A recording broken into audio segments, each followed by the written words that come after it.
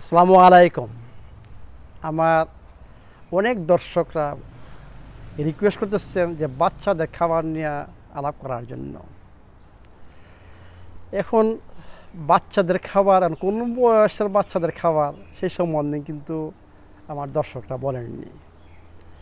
এখন যদি বলি একটা বেবি খাবার যার মাত্র জন্ম হয়েছে সেইটা হবে এক ধরনের খাবার, 6 মাস ওই বাচ্চার যদি হয় সেটা হবে অন্য ধরনের খাবার, 2 বছর যদি ওই বাচ্চার হয় সেটা হবে অন্য ধরনের খাবার, এরপরে মনে করেন 4 বছর পরে অন্য ধরনের খাবার, তারপরে তার যখন পুবার্টি আসবে তখন অন্য ধরনের খাবার। এখন কোনটা নিয়ে আলাপ করব আমি বুঝতে পারতেছি না, তবে ধরেন ঠিক আছে নিউবর্ন, ওইখান থেকে আরম্ভ করি। অ্যাকচুয়ালি আমার যদি আমি মনে করেন আমি নিউবর্ন, এখন আমার বাপ এবং আমার মা যদি সুস্থ থাকেন তাহলে আমি কিন্তু সুস্থভাবে জন্মগ্রহণ করব, এইটা হচ্ছে প্রকৃতির নিয়ম। কিন্তু এখন দেখেন আমি মনে করব যে সুস্থ ফাদার অ্যান্ড মাদার পাওয়া খুব কঠিন, কারণ আমাদের লাইফস্টাইল, আমাদের যে খাবার অভ্যাস, সেগুলোতে একটা ফাদার এবং মাদার যদি হেলথ কনসাস না হন, সুস্থ আমি মনে করি থাকার কথা না। এর মানে কি যে বাচ্চারাও সুস্থভাবে জন্মগ্রহণ করে না। দেখেন ম্যাক্সিমাম বাচ্চারা এখন ব্রেস্ট ফিডিং পাচ্ছেন না, মায়ের দুধ থাকে না, মায়ের দুধ চলে গেছে, দুধ খাওয়াতে পারতেছেন না। এখন কি করতে হবে, অনেক অল্টারনেটিভ না, বাচ্চাকে খাওয়াতে হবে আপনার আর্টিফিশিয়াল খাবার নিতে হবে, অন্য কোনো পথ না। এই যে এইখান থেকে আরম্ভ হয়, এবং যে বাচ্চাটা জন্মগ্রহণ করতেছে সেইটাও ন্যাচারাল ওয়ে হয় না, সিজারের মাধ্যমে আসতেছে। বাচ্চা হওয়ার কথা ন্যাচারাল ওয়ে, কারণ মার ইয়ে থেকে যখন বের হয় বাচ্চা, তখন সে ব্যাকটেরিয়ার সাথে অলরেডি যোগাযোগ করে আসে এবং তার ইমিউন সিস্টেম নিয়ে আসে। কিন্তু একটা বাচ্চা যখন সিজারের মাধ্যমে হয় তখন মার ব্যাকটেরিয়ার সাথে তার কোনো সম্পর্ক নাই, সম্পর্ক হচ্ছে আমাদের হাসপাতালের যে ব্যাকটেরিয়া ওগুলোর সাথে সম্পর্ক। এই জন্য সে অটোমেটিক্যালি বুঝছেন, মানে তার ইমিউন সিস্টেম নর্মাল হয়ে যায়। আমি বলি যে বাচ্চাদের অটিজম, বাচ্চাদের বিভিন্ন সমস্যা, অ্যালার্জি, এবং বাচ্চাদের গ্রোথ, মানে ফিজিক্যাল গ্রোথ এবং মেন্টাল গ্রোথ যেগুলা ঠিকমতো হচ্ছে না, এটা বাচ্চা সুস্থ থাকতেছে না, বিভিন্ন ধরনের প্রবলেম এখন বাচ্চাদের, এগুলা একমাত্র কাজ হচ্ছে যে আমাদের নর্মাল ওয়ে সে জন্মগ্রহণ করেনি, এবং মার দুধ যেভাবে খাওয়া দরকার ছিল, সুস্থ দুধ যত সময় পর্যন্ত খাওয়া দরকার ছিল ওইটা সে পায়নি, সেইখান থেকে বঞ্চিত। দেখেন একটা শিশু কতদিন মায়ের দুধ খাওয়া উচিত? আমি মনে করব মিনিমাম 1 বছর মায়ের দুধ, সুস্থ দুধ, যে মা সুস্থ বাচ্চার ওই মায়ের দুধ 1 বছর খাওয়া উচিত মিনিমাম। কিন্তু আমাদের ওয়ার্ল্ড হেলথ অর্গানাইজেশন রিকমেন্ড করে 2 বছর। যেটি আমি মনে করি 2 বছরের দরকার নাই। বাচ্চারা অনেক সময় নিজেরাই চায় না, বুঝছেন, অটোমেটিক্যালি আমাদের ফোর্স করা দরকার নেই। যে বাচ্চা চায়, okay no problem, until 2 years he can drink mother's milk. কিসের জন্য মাদার্স মিল্ক ইম্পর্টেন্ট? আল্লাহ পাক এইভাবেই মায়ের শরীরটা তৈরি করে দিয়েছেন যাতে বাচ্চারা জন্মগ্রহণ করার পরে সম্পূর্ণভাবে সে সুস্থ থাকতে পারে, তার কোনো কিছু দরকার নাই। মায়ের দুধ ফুল ফাংশনাল ফুড। একটা বাচ্চার জন্য বেঁচে থাকার জন্য এই দুনিয়াতে যা কিছু দরকার এই মায়ের দুধে সব কিছু রয়ে গেছে। এখন এই মার দুধটা যদি ওই দুধটা না হয় যেটা আল্লাহ পাক বলে দিচ্ছে যে এই দুধটা হইতে হবে, তখন আপনার কী হবে? বাচ্চাটা কি সুস্থ থাকবে? এই জন্য আমি বলি মায়ের দুধটা অত্যন্ত ইম্পর্ট্যান্ট, মাকে সুস্থ থাকতে হবে।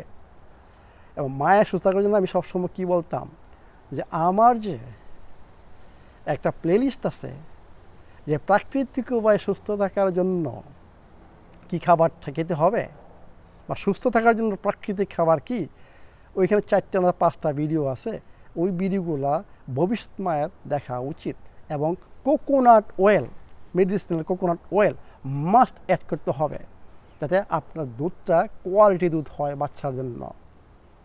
এইটা অত্যন্ত ইম্পর্ট্যান্ট। আপনার কোয়ালিটি দুধ যদি মায়ের কোয়ালিটি দুধ যদি বাচ্চা না পায়, সেই বাচ্চা প্রথম থেকেই আস্তে আস্তে রোগী হতে থাকবে, তার ইমিউন সিস্টেম মানে ঠিকমতো হবে না, এবং তার মেন্টাল গ্রোথ ফিজিক্যাল গ্রোথও ঠিকমতো হবে না। সে অনেক জ্বালা যন্ত্রণা করবে আপনাকে, তার পেটের প্রবলেম হবে, তার ডাইজেশনের প্রবলেম হবে, বহু ধরনের প্রবলেম। অ্যালার্জি তুমি বলবেন, অ্যালার্জি তো এখান থেকে আসে, ওর গাট ব্যাকটেরিয়া ঠিকমতো হবে না। এগুলা আমাদের চিন্তা করা উচিত। তো এই জন্য কী বলতেছি, ঠিক আছে আজকে এইখানে শেষ করবো যে 1 বছর মতো বাচ্চারা কী খাবে সেইটা, এরপরে আমি কন্টিনিউ করবো। তো 1 বছর পরে কি মায়ের দুধ, এবং 6 মাস পরে ওকে শিখাইতে হবে মনোফুড। মনোফুড মানে কি, একটা খাবার, এরপরে কিছুদিন পর 2 সপ্তাহ পরে, 3 সপ্তাহ, 1 মাস পরে আরও একটা খাবার অ্যাড করবেন। এইভাবে আপনাকে মানে ডিফারেন্ট টাইপ অফ ফুড 1 বছরের মধ্যে ওকে খাওয়াইতে হবে। তো কিসের থেকে আরম্ভ করবেন? আমি মনে করি আপেল, কিন্তু বাংলাদেশে মানে আপেল নাই, এই জন্য পেয়ারা বা অন্য ধরনের, এটা কিন্তু করে নিতে, ব্ল্যান্ড করে নিতে হবে। মানে এটা কি বলে, সরাসরি দিলে হবে না, আপনারা তো জানেন বাচ্চারা সরাসরি খেতে না। এটাকে মানে সফট করে ব্লেন্ড করে, মানে নরম, বাংলা আমি বলতে পারতেছি না, আমি আমাদের ইংলিশে বলা হয় পেস্টের মতো আর কি, পেস্টের মতো করে ওইভাবে ফল থেকে, একটা ফল থেকে আরম্ভ করতে হবে। ভালো ফল বাংলাদেশে গ্রোথ করে যেগুলো ন্যাচারাল ফুড, সবসময় ট্রাই করুন বাচ্চাদেরকে ন্যাচারাল বা অর্গানিক ফুড দেওয়ার জন্য। এরপরে ট্রাই করতে পারেন কি, ওই যে হোল গ্রেন ওটস বা ন্যাচারাল ভাত, বুঝছেন। কিন্তু আমি সবসময় বলি ব্লেন্ড করে, নরম করে, পেস্টের মতো, বুঝছেন, অল্প দিবেন কোকোনাট অয়েল দেয়া, মেডিসিনাল কোকোনাট অয়েল দেয়া, প্রত্যেকটা জায়গার মধ্যে 2 ফোঁটা, 5 ফোঁটা, 6 মাস পরে বলতেছে 6 মাস, 7 ফোঁটা, বুঝছেন, 5-6 ফোঁটা, বুঝছেন, কোকোনাট অয়েল দিয়ে দিবেন এবং এইটা খাওয়াবেন। তো আস্তে আস্তে দেখবেন ওর ডাইজেশন ভালো হবে। কোকোনাট অয়েল বাচ্চার ডাইজেশন ভালো করবে, ফিজিক্যাল গ্রোথ এবং মেন্টাল গ্রোথ, বুঝছেন, বাড়াবে। তো এইভাবে একটার পর একটা ফুড আপনি ওকে অ্যাড করাবেন।